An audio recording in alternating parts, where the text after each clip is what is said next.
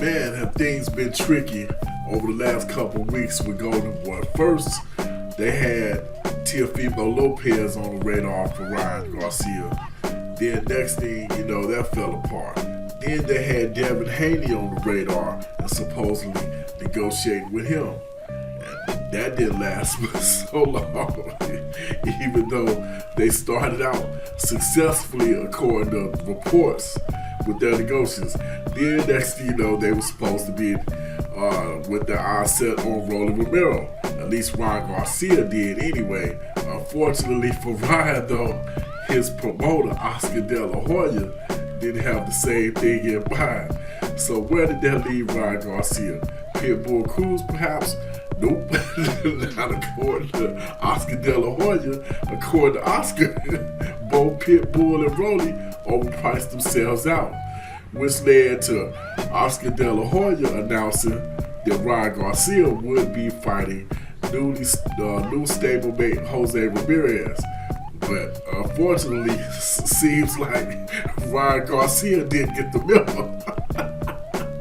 Because Ryan Garcia put it out there that he ain't fighting Jose Ramirez no way, no how.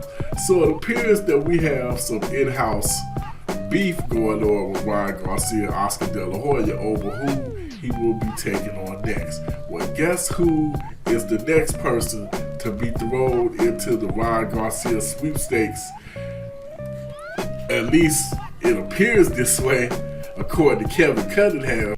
Adrien Broner might be the next guy up for the so-called Ryan Garcia sweepstakes.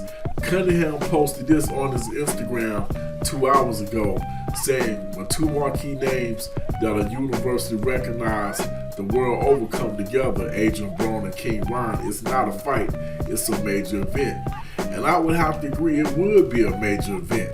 Now whether that's a pipe dream or whether it's reality, who knows? We haven't heard anything from Oscar De La Hoya, and even if that's the case, we still would have to probably hear it out of King Ryan's mouth, and even then you don't know if it's true. Because as I said over and over so far in the beginning of the video, just because somebody supposedly enter into negotiations doesn't mean they're going to wind up fighting. Hence why we've seen so many so-called rumors, innuendos, and whatever else you want to name it have come and gone when it came to Ryan fighting this fighter or that fighter. I do believe Ryan Garcia versus Adrien Broner probably could be the more lucrative out of all the guys that we spoke on earlier, but it's probably the worst fight as well.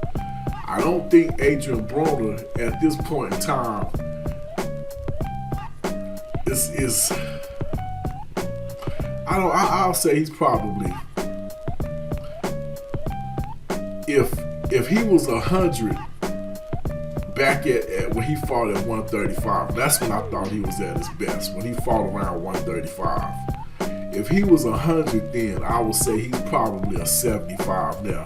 As far as rating as a fighter, I believe he's dropped off that much as a fighter since he went from 130, 135 up to 147. I thought he was too small for the guys at 147. 140 probably would have been his best landing spot. But I thought he didn't have any reason to leave 135 at the time that he moved up. I thought he should have moved up gradually, and maybe eventually he could have competed at 147 properly. But for him to move straight up, first of all, AB never really took care of himself. That's number one. So he wound up being a 147 pounder just by being out of shape, in my opinion. But I thought he left 135 too quickly, and then he skipped 140. Then he came back down to 140 and kind of bounced around 140 and 147 for a while. Now we really don't know what he's doing, but he's calling out 140 pounders. He's already mentioned King Ryan. He's mentioned Devin Haney. In fact, the last person we heard come out of his mouth was actually Devin Haney.